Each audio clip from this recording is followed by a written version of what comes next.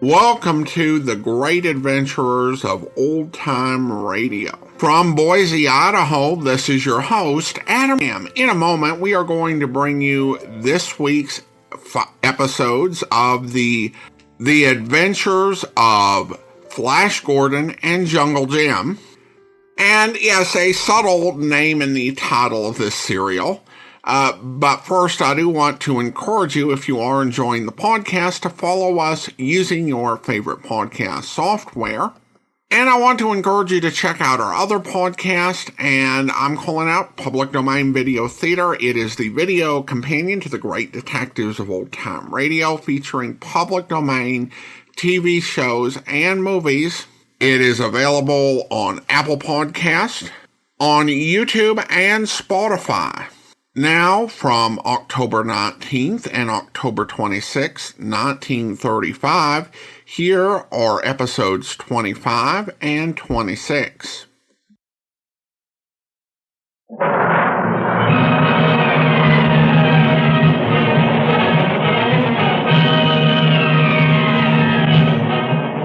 Presenting the adventures of Flash Gordon and Jungle Jim.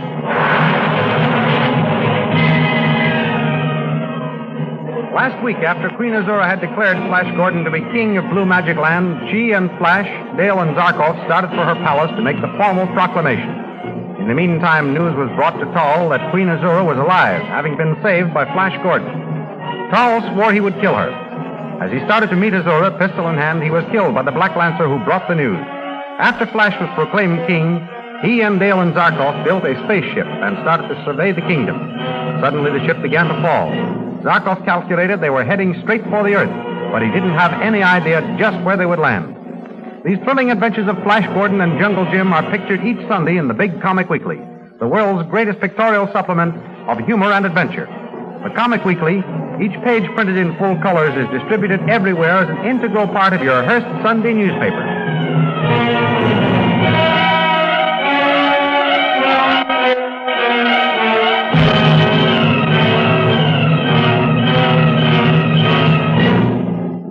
The spaceship containing Dr. Zarkov flashed from the planet Mongo towards the Earth. But let's leave them for a moment. Come now with us to an island in the South Seas, down among the jungles of Malaysia. Two figures standing among the waving palms. One is a tall young white man dressed in khaki with a tropical sun helmet and a cartridge belt, an automatic .45 slung from his waist. He is Jungle Jim, beloved friend of all good men, no matter what their race or color may be. He stands wiping his perspiring brow as he talks to a powerful-looking native who is dressed only in a loincloth and a red turban. Well, Cole, we're free again. Yes, Master Jim. That white man almost killed us all for sure. We lucky be alive. I'll say we are. I've been in some tough spots since I came down here in these jungles. But that encounter with that black snake Romney beats them all. No good thing to be buried in ground too next for ants to eat. You said it, Colo. Burying us up to our necks and pouring molasses over our heads to attract the ants was one dirty trick. It's a darn good thing that native boy saved us and gave us these guns. Yes, Master Jim. Bad white man no hurt us anymore. No, Colo. What we do now, Master Jim? We'd better be getting back to our own camp. No have boat, Master Jim. Well, let's look around. Romney must have a canoe someplace around here. Search that brushwood, Colo. I'll look in these palms. Yes, Master. Colo, look, see. Of course, if we can't find the canoe, we'll have to hike it. Find anything, Colo? No sea boat here. Try over that way more, Colo, near the river. Yes, Master. Colo, look, see. I'm sure he must have hidden one around here. No sign of it, Colo? No sea, Master Jim. I can't find any trace of it here either. I guess it must be... Colo! Huh? I found it. Come quick. Here's Romney's canoe. Coming, Master. And he even left paddles in it. Good you find boat, Master. Better for us leave this place right now. You're right, Colo. Here, grab hold of one end. And that's it. Now heave. We'll carry it to the river. All right, Colo. Let go. Get in the bow. That's right. I'll shove us off. You help with the paddle. Yeah. Now we're off. And goodbye to this place. All quiet here. No Tuan around here. No. It doesn't look like there's anybody around here, Kolo. No Tuan bother us now, Master Jim. That's right. Nobody will bother us for a while. Pat a little harder, Kolo. I'm going around the bend. What's that?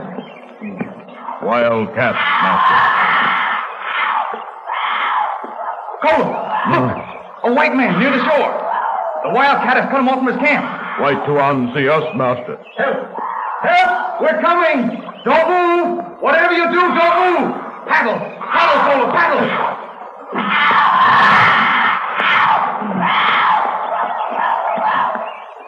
Now, hold it steady, Kolo. I'll get a beat on the cat. Good shot. I say, how can I ever thank you? Pull in the shore, Kolo. Don't try. Glad I happened along. Let me give you a hand. Oh, thanks. You were in a tight spot, sir? Bless my soul, I should say I was. Allow me to introduce myself. My name is Chalmers, the Reverend Manley Chalmers. Pleased to meet you, Reverend Chalmers. I'm called Jungle Jim in these parts, and this is Kolu. Delighted to know you both, I'm sure. Come and meet my wife. We pitched camp up there for the night. We're on our way to our new mission. Mission? You work for one big fella, Master, on top in the sky? Yes, my friend. I am engaged in the work of God. But where did you learn of him? From Mr. Jim here? Yes, Tuan. Also from other mission Tuan. Hear all about when die. Go on top along. Good fella, Master. Kolu is a good boy, Reverend. I'm sure he is. By the way, have you had your dinner? Well, no. Then you must come and have some with us. I've just come down to the river for some water when that wildcat sprang out from the bush and cornered me. I'll get the water now. Manley! Manley! What happened? Quite all right, my dear. No cause for alarm. Oh. This young man just shot a cat. Oh, I was so frightened when I heard the shots. I was afraid you'd run into bandits. Mary, my dear, allow me to present Jungle Jim. Oh, how do you do? Pleased to meet you, ma'am. And this is Kolu. Kolu? Yes, sir. Oh, thank goodness it wasn't anything more serious than the shooting of a cat. Yes, my dear. I've invited Jungle Jim to have dinner with us. Why, of course. Come right on up to camp. Oh, thanks, ma'am. Kolu. Yes, Master. Pull the canoe well up on shore. Yes, Master Jim. Lonely bit of a place to have darkness overtake you, isn't it? Yes, Reverend. But Kolu and I know our way around here pretty much. You're a stranger hereabout. Yes. That makes a difference. All the difference between being safe and being attacked by heaven knows what. I've my motorboat moored in that little cove around there. Mrs. Chalmers feels better sleeping on the land, so whenever night is coming on, we stop and pitch camp. Are you a trader, young man? No, not exactly, ma'am. I came down here originally to capture wild animals and train them for circuses. Oh. And then the first thing I knew, I was getting into one adventure after another. I see your point. You're an adventurer. Well, in a manner of speaking, but not the way you mean, sir. I try to right wrong, not make them. Yes, of course. There are adventurers and adventurers, my dear chap. Well, for instance, there was a man named Dirk Romney who called himself Hawk Bruder. Was? Is he dead? Yes, ma'am, he's dead. He died very suddenly. Well, as I was saying, this Hawk Bruder was chief of a band of river pirates. He was the black sheep of a good English family. You may have heard of his brother, Craig Romney, Reverend. Craig Romney? Yes, indeed. Well-known explorer. Died someplace down here, I believe. Yes, I buried him. He was murdered by his brother Dirk. And his wife and baby were kidnapped by the pirates. How terrible. They held me up as I was starting out in my canoe. I was unable to rescue the woman because they threatened to throw her and the baby overboard unless I surrendered. What? At that time, I had no idea who she was. How did you find out? As the big war canoe came near me, I saw the young woman put the baby's nursing bottle into the water. After they left, I got it and found a note inside telling me her name. I say, but how did you find her husband? I figured it out. The woman's clothes were crisp and fresh-looking, so her camp couldn't have been far away. Very clever. I noticed the direction from which the war canoe came, went that way, and soon found the Romney camp. And the young woman's husband was dead? Yes, ma'am. And so were his two assistants. Oh. Well, I buried them and raised 2 wooden crosses over the graves to mark the spot. I'll show you where they are, Reverend. Your people back in England may be interested. Indeed they will. Thank you. I'll see that the bodies are taken back home. But how did you know the brother had committed the crimes, young man? Well, ma'am, I found Craig Romney's diary in which he said there was only one man in the world he feared, his brother. By Jove, why, this is like a mystery story, isn't it, Mary? Yes, indeed. How did you locate the missing brother? By accident. That night, as I slept by my campfire, the diary was stolen from my kit bag. In the morning, I saw imprints of bare feet in the sand. I followed and came upon a sprawled body. Of the other Romney? No, it was a native. With his dying hand, he managed to scrawl in the sand the statement that he had stolen the book from Hawk Bruder. And Bruder, when he got it, shot him down. Oh. Ghastly. Well, I figured that book was only of vital interest to one man. To Craig Romney's brother? Exactly.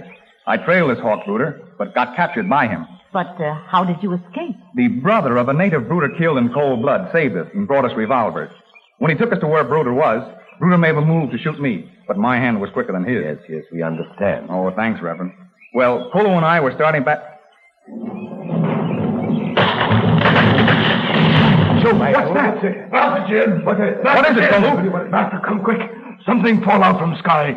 Big silver bird without wings. What does he mean? I don't know, ma'am. What are you talking about, Kolo? Come quick, Master Jim. Kolo show you where big silver bird land with big noise. Kolo must have seen what caused that crash a moment ago. Show us, Kolo. Quickly now. It sounds like an airplane, but I didn't hear its engine. Look over there, in bushes. Why, what can it be? Bless my soul, I never saw such an odd machine. It's some kind of airplane. There must be somebody in it. Come along, Reverend. Certainly, I'm right with you. But, where could it have come from? Well, that's what we'll find out in a minute. If anyone's left alive to tell us. Hurry, Kolo. Yes, sir. Hurry, Reverend. I say, it is some kind of an airship. And there are 3 people in it. Let's get them out. Stand back, sir. I'll break the window with my revolver butt. Whatever sort of costumes are they wearing? I never saw anything like them. Never mind that. Let's get them out. The girl first. Right. She's still breathing. Now, easy now. Easy. Come on now. Lay her down here while we pull the other 2 out. Come on, Kolo. Give me a hand. Oh, a girl. A girl, is she hurt? Yes, attend to her, Mary. There are 2 others that we must look Easy, after. Kolo. Easy now. That's it. That's it now. Look, this one's coming too. It'll be all right in a minute. Get the other fellow, Kolo. Yes. Dale. Flash. Where are you? They speak English. Well, who can they be? This fellow, Master. He opening eyes. Dale. Are you all right? Take it easy, old man. Everybody's all right. But you've had a nasty crack-up. Who are you? I'm Flash Gordon. Where's my fiancée, Dale Arden? My wife is attending to her. She'll be all right soon. Who are you? Where are we? I'm Jungle Jim. And this is the Reverend and Mrs. Chalmers. Yes, My boy Kolo saw you crash and brought us here. You're in the Malay jungle. Where are you from? Mongo. Mongo? The girl is asking for someone by the name of Flash. Oh, Dale. Darling, I'm here. Are you all right? Yes. Are you all right? Where are we? We're back on the earth, dear. Somewhere in the jungle. Flash. Dale. Yes, Zarkov. We're safe and among friends. Thank God. Amen. Where is this place called Mongo? Don't ask me. Ask Dr. Zarkov there. It is a newly discovered planet. We landed there in a rocket ship and were marooned. Zarkov, are you the famous Dr. Zarkov who was lost about 2 years ago? Yes. Somebody still remembers me. Remembers you, of course. What a sensation when the news gets out. Imagine you're returning. I'm sorry, but I don't know what this is all about. Well, it's the most fascinating mystery which will no doubt now be cleared up. Yes, that's right. It's a long story, but right now we'd like some food and some sleep. And some decent clothes. And you shall have all 3. My camp is right over there. Thank you. Are you able to walk, Dale? Yes. My head aches, but I'll be all right soon. We are lucky to escape without serious injuries. Oh, mercy. You are indeed. Where were you going, Gordon? Well, that doesn't matter now. But since we're here, we're going to get back to the good old USA as soon as we can. Well, after you've recovered from your crash, we'll see about getting you to the mainland somehow. You can get a boat from there. Thanks. You see, Dale and I want to be married as soon as possible. That's why we're in such a hurry to get back to civilization. I see. Well, of course, that's sort of out of my department, but maybe the Reverend here can fix you up, Gordon. Oh, will you, Reverend? Yes. Will you, sir? Well, that is something that can't be decided in a hurry, my young friends.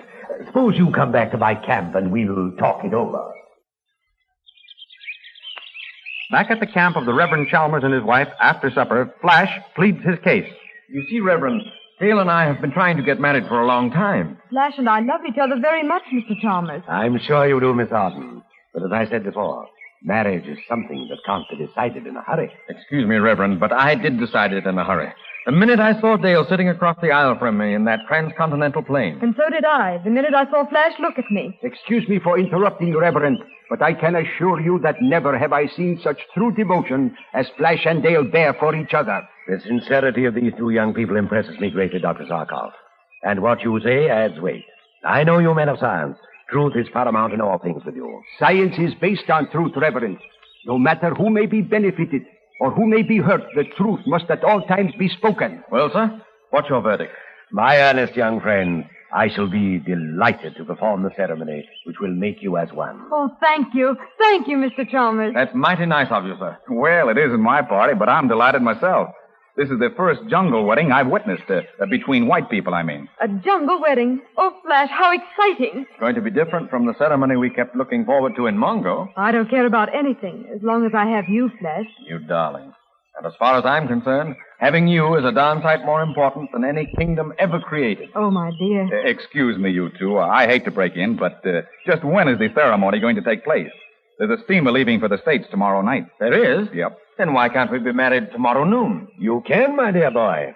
And then Mrs. Chalmers and I will escort you in our motorboat to the steamer. Won't we, Mary, dear? Of course, Manley. Oh, that will be wonderful. Then tomorrow morning, Miss Arden, we'll go through the box of clothing we're taking to the mission and find a wedding outfit for you. Find something for Dr. Zarkov and me, please, Mrs. Chalmers. Yes, I surely need it. Certainly. Colo and I will build an altar for you in the middle of the jungle. I'll gather some flowers for my bouquet. I'll help you, Dale. We'll trim the altar Jim and Colo build. Well, I'll set up our portable gramophone and dust off the recording of the wedding march.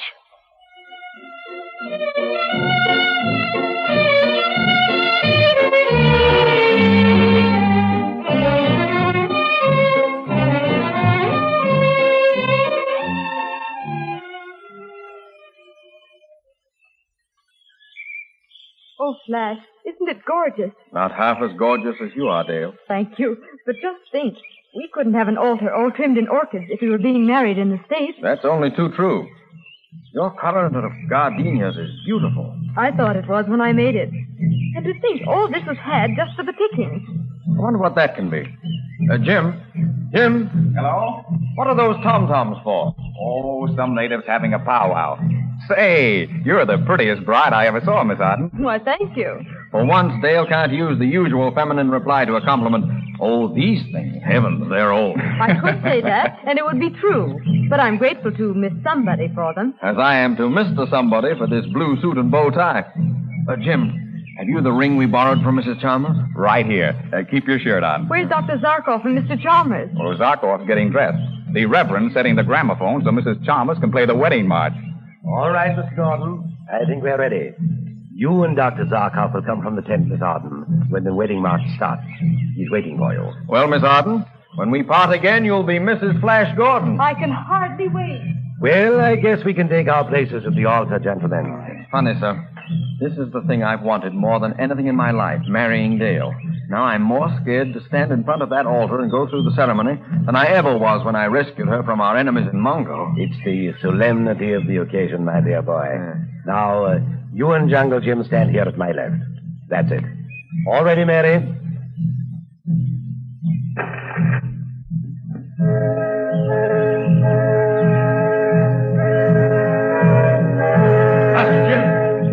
Jim, something's happened. I've never seen Colo so excited. Wait a minute. Stop the gramophone, please, Mary. Master Jim, chief of tribe here, say no wedding without native wedding. He got warrior all round here. Oh, so that's what the tom-toms mean. They saw us preparing for this. Do you mind being married a la native first, Flash? It will simplify things. No, of course not. Dale, come here. Here come chief to perform ceremony. What's the matter, Flash? The natives intend to start trouble if we don't let them marry us for the local ceremony. Do you mind going through with it? Of course I don't. I think it's thrilling. Our wedding will really be a jungle wedding in more ways than one. All right, Chief. Shoot. What do we do? Weini taunga, magasaga darait, ipang pananag kanimawai pabuega, yamo nagasira, et magayen nagapa, ak marua nagapanulos. What's he saying? We asked Darate to make a happy union. Give good hunting, and may you have all the things you need for the rest of your lives. Hold out hand. What's he going to do? Anoint Flash's forefinger with coconut oil. See? He's tracing Flash's finger from the tip to the pulse. Apayat Magayan Naga Balad. That means, may your good fortune ascend. Apayat Yagamen Naga Lapay. And that means, may your bad fortune descend. And now he goes from the pulse to the tip of the finger. You're next, Miss Arden. Apayat Magayan Naga Balad. Apayat Yagamen Naga Lapay. Here rice to unflash. Missy? What do we do with these balls of rice? The chief is making signs for you to exchange them. Oh. Here, Dale. And you take this one, Flash. And now, friends, everything's okay with the chief. You're married. Is that all there is to it? Yes, that's all. Why, it's terribly unimpressive. Well, that's because it doesn't mean anything to us. Let's really be married now. Please take your places. Come, Gale, back to the tent. All right, Mary.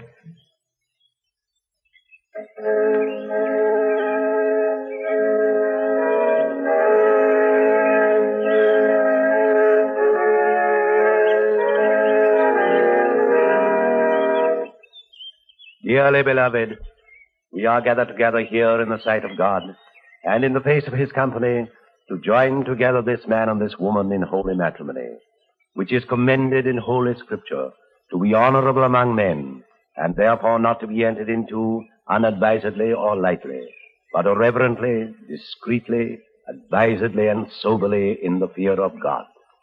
Into this holy estate, these two persons present come now to be joined. If any man can show just cause why they may not be lawfully joined together, let him now speak, or else hereafter forever hold his peace. Who giveth this woman to be married to this man? I do. Flash Gordon, wilt thou have this woman to thy wedded wife, to live together after God's ordinance in the holy estate of matrimony? Wilt thou love her, comfort her, honor and keep her, in sickness and in health, and forsaking all others, keep thee only unto her, so long as ye both shall live? I will. Gale Arden, wilt thou have this man to thy wedded husband, to live together after God's ordinance in the holy estate of matrimony?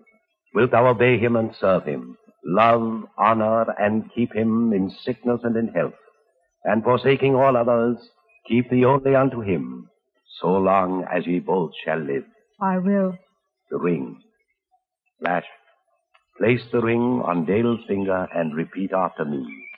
With this ring, I thee wed. I thee wed. And with all my worldly goods, And with all my worldly goods, I thee endow. I thee endow. Let us pray. O eternal God, creator and preserver of all mankind, giver of all spiritual grace, the author of everlasting life, send thy blessing upon these thy servants, this man and this woman, whom we bless in thy name. That as Isaac and Rebekah live faithfully together, so these persons may surely perform and keep the vow and covenant betwixt them made, whereof this ring given and received is a token and pledge, and may ever remain in perfect love and peace together, and live according to thy laws. Amen. Those whom God hath joined together, let no man put asunder. For as much as Flash and Dale have consented together in holy wedlock, and have witnessed the same before God and this company, and thereto have pledged their troth, each to other, and have declared the same by giving and receiving a ring, and by joining hands, I pronounce they are man and wife. You may kiss your bride. Dale, dearest, wife. Flash, darling, at last I can call you husband. This has been the most beautiful wedding I have ever seen in the field. Mrs. Gordon, allow me to wish you every happiness. Thank you. I don't need to tell Mr. Gordon that he is a very lucky man. Indeed you don't, sir. Nor the happiest man in the world, for I know I am. And please accept my good wishes. You deserve the best of everything. Say, folks, I don't want to be left out. Mrs. Gordon, all happiness to you. Thank you. My congratulations, Flash. Thanks very much. You've been awfully kind to us, Jim. Dale and I will never forget you. I should say not. And when you come back to the United States, you must come and see us. Thank you, ma'am. I sure will. And speaking of the States, I don't want to hurry you, but... Bless my soul. We'd better be getting started if you want to make the steamer. Are you all ready? Yes, we're going with just the clothes we have on our backs, thanks to your people back home. Come on. Let's get into the motorboat. This old Prince Albert could be a little looser, but it's very dressy looking, don't you think? You look terribly distinguished, Dr. Zarkov. Oh, thank you, Dale. Well, since the Chalmers are taking us to the steamer, I guess there's just you and Colo to say goodbye to, Jim. Wish you were coming to see us off. Well, we might if there'd been room, but it's just as well parting now. We can say it all here. And Colo and I better be getting back to that camp of ours, if there's any camp left. You right, Boss Jim. Maybe river pirates set fire camp while we gone. Flash, hurry. We're waiting. Coming, dear. Well, so long, Jim. Thanks for everything. That's okay, Flash. Good luck to you. Goodbye, Colo. Goodbye, Tuan Flash. Hurry up, Flash. Well. Goodbye. Goodbye.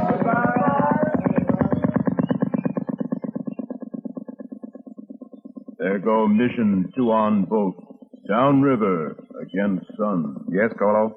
There goes Mission Tuan's boat. You know, Flash Gordon's a great fellow. Maybe we'll see him again sometime. Well, I wonder what's going to happen to us next, Colo.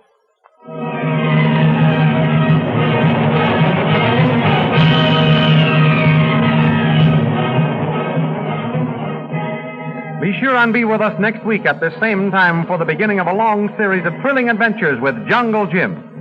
Each week, the Comic Weekly, distributed everywhere with the Hearst Sunday newspapers, reproduces Jungle Jim in full-color action pictures. Get acquainted with this sterling adventurer and with Colo, his man Friday. See pictured for you by a famous artist all the leading characters as well as the natives, the wild animals, and the many queer forms of vegetation in the steaming jungle which forms the background to these thrilling adventures way down at the southernmost tip of Asia. Then, of course, you don't want to miss next Sunday's colored poster stamps. These wonderful poster stamps appear exclusively in the Comic Weekly and are drawn by famous artists especially for you. The official album of the Poster Stamp Collectors Club is available at stores everywhere. So if you haven't yet started your collection, be sure and get the Comic Weekly with next Sunday's Hearst newspaper and become an active participant in young America's newest and most popular educational hobby. And now, goodbye until next week, when we will be back with a thrilling adventure story of Jungle Jim.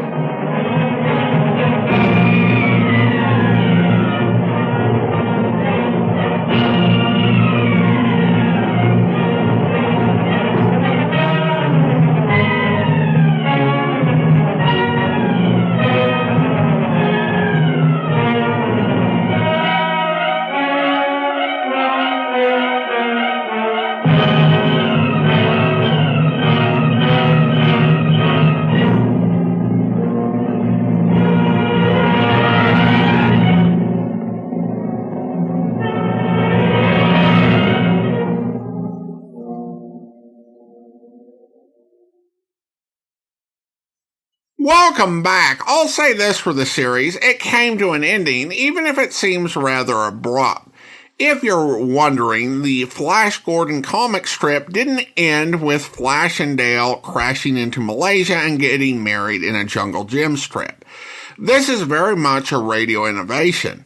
I was doing some research on newspapers.com, and Con was actually very much alive in the comic strips, and the action was still going on Mongo. If I were to speculate, I do think that in the mid-1930s, the goal of Hearst Publications may not have been served by science fiction serial. It's hard to say that this was a backdoor pilot for a Jungle Jim series, since it was way too obvious for that. It was a transitional miniseries meant to set up Jungle Jim with this sort of jungle story likely being seen as a better fit for mass audiences of the era. It's hard to argue that they were wrong, given that Jungle Jim would run on radio for nearly 2 decades. As Flash Gordon had been created to run as a competitor to Buck Rogers, Jungle Jim had been created to run as a competitor to Tarzan in the newspapers. And both were written by Don Moore with art by Alex Raymond. Flash Gordon would return to radio 2 days later, launching the further interplanetary adventures of Flash Gordon, which would run for 12 weeks. It broke free of the newspaper strip continuity with a story following Flash and Dale's adventures in Atlantis. Sadly, most of the episodes of that serial are missing, so we can't bring that to you. Now, I am not sure whether I'll ever end up playing Jungle Jam. That's one of those series I do need to dig more into. It's also a really massive undertaking. But if we do get into it, it will be some years hence. Although I will say we will hear from Matt Crowley, the actor who played Jungle Jim in these early years.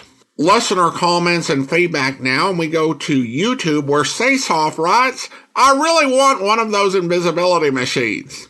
Those definitely would have their uses. All right, well, I do want to go ahead and thank our Patreon supporter of the day, and I want to thank Laura, Patreon supporter since April 2018, currently supporting the podcast at the secret agent level of $4 or more per month. Thanks so much for your support, Laura. That will do it for today. We will be back next week with Buck Rogers on Tuesday. Our special guest will be Alan Liska of Green Archer Comics, who has a new Buck Rogers book out, Buck Rogers and the Cyberlords. And he'll be talking with us about all things Buck Rogers. But we will be back on Saturday with Cloak and Dagger. In the meantime, do send your comments to box13@greatdetectives.net. From Boise, Idaho, this is your host, Adam Graham, signing off.